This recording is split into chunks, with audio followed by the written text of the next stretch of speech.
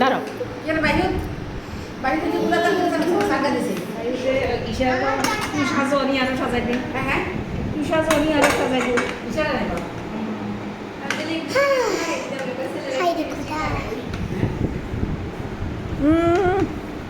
একেবারে পুরা মামির মতন হয়েছে। হ্যাঁ মামির সাথে বলতেছে না পুরা মামির মতন হয় নাই, মামির চেহারা কেউ পায় নাই।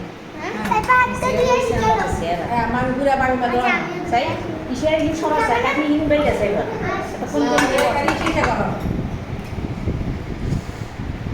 মামি এত কিছু কেন করছে?